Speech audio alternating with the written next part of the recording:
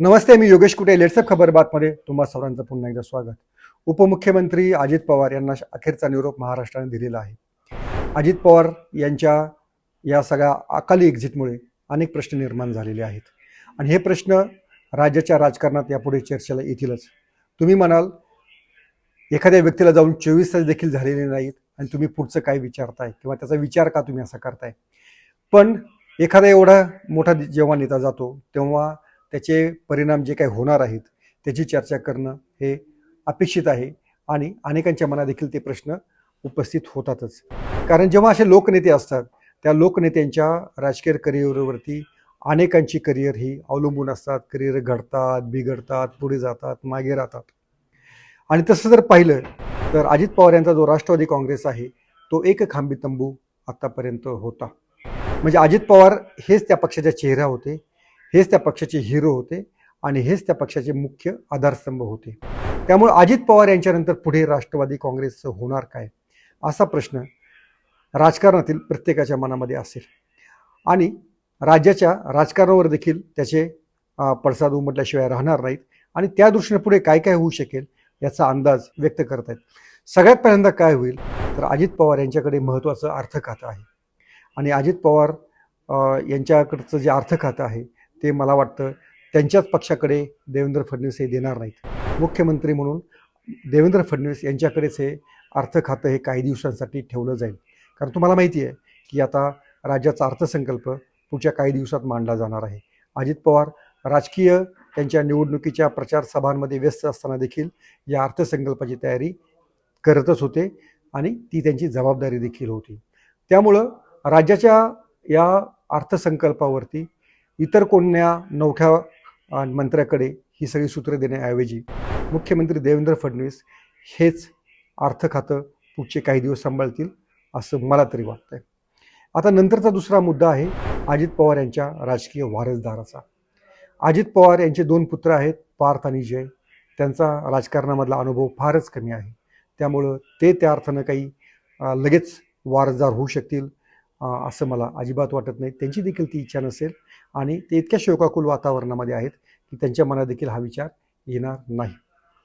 पण राजकारण हे कठोर असतं. नियती जशी कठोर असते तसा एक राज्याचा गाडा, पक्षाचा कारभार देखील हाकायचा असतो. मग जेव्हा हे राष्ट्रवादी काँग्रेस अजित पवार पक्षाचे लोक बसतील, राष्ट्रवादी काँग्रेस शरद पवार पक्षाचे लोक बसतील, तेव्हा अनेकांच्या मनामध्ये येऊ शकेल आता दोन्ही पक्षाचं विलिनीकरण व्हायला पाहिजे. पण हे विलिनीकरण होईल का आणि हे विलिनीकरण जे अजित पवार यांच्या पक्षातील नेते आहेत त्यांना ते मान्य होईल का.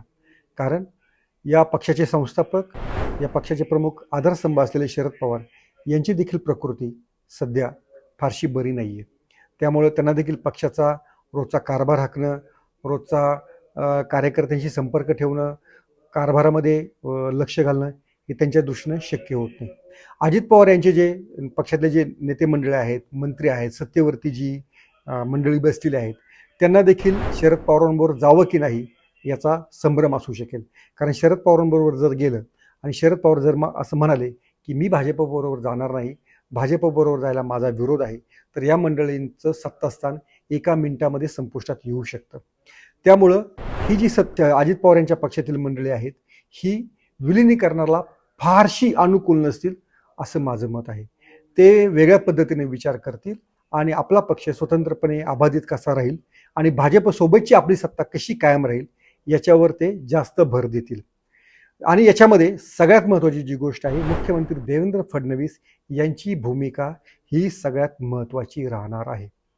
त्यामुळं पुढच्या काळामध्ये मला जे काही दिसतं आहे, जे काही जाणवतं आहे ते असं असू शकेल की अजित पवार यांच्या पत्नी खासदार सुनेत्रा पवार याच पक्षाच्या राष्ट्रीय अध्यक्षा होतील. छगन भुजबळ, सुनील तटकरे, धनंजय मुंडे हे देखील सुनेत्रा पवार यांच्या नावाला मान्यता देतील. का? कारण त्यांना देखील इतर कुणी अध्यक्ष होण्यापेक्षा, आपल्यातलाच कुणी राष्ट्रीय अध्यक्ष होण्यापेक्षा सुनेत्राताई जर अध्यक्ष झाल्या तर पक्ष एकजूट राहील, एकसंघ राहू शकेल.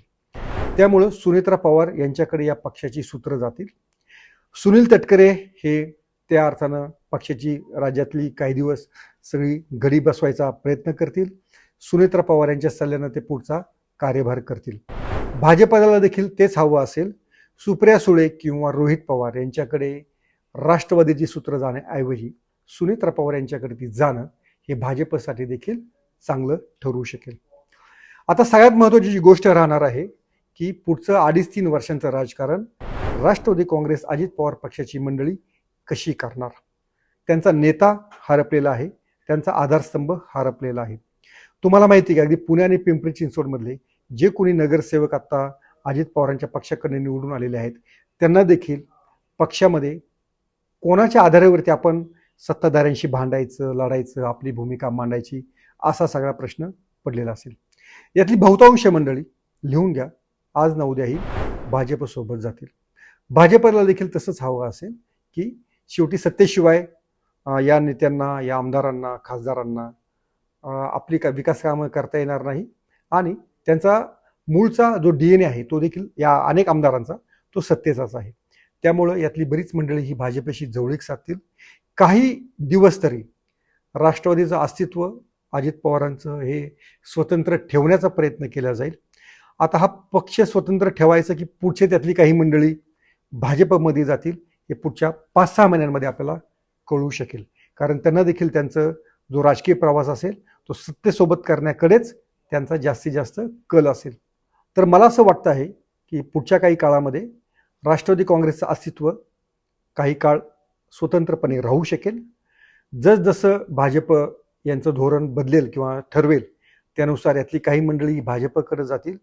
ज्यांना भाजपच्या विरोधात राजकारण करायचं आहे ते शरद पवार यांच्या राष्ट्रवादीमध्ये जाऊ शकतात. आता सुप्रिया सुळे आणि रोहित पवार हे काय करणार, ते अजित पवारांच्या राष्ट्रवादीशी जुळून घेणार की अजित पवारांच्या पक्षाचं नेतृत्व करण्यासाठी अनुकूलता दर्शवणार, तर मला वाटतं तसं होईल असं वाटत नाही. दोन्ही पक्षांचं अस्तित्व पुढचे काही दिवस स्वतंत्रपणे राहील. त्यानंतर भाजप ठरवेल की या सगळ्या अजित पवार यांच्या पक्षाच्या आमदारांचं किंवा खासदारांचं करायचं काय. पंतप्रधान नरेंद्र मोदी, गृहमंत्री अमित शहा यांचा अजित पवारांशी स्नेह होता, तो त्यांनी दाखवलेला देखील आहे. सुनेत्रा पवार यांना आधार देणं, सुनेत्रा पवार यांच्या साथीनं त्यांच्या पक्षाला बळ देणं हे काम प्राथमिकदृष्ट्या भाजप करेल आणि त्यानंतर त्याबाबतची भूमिकाही ठरवली जाऊ शकेल. आता सुनेत्रा पवार यांच्यासोबत यायचं की नाही असाच प्रश्न हा राष्ट्रवादी काँग्रेस शरद पवार यांच्या पक्षातल्या नेत्यांचा असू शकेल असं मला वाटतं आहे.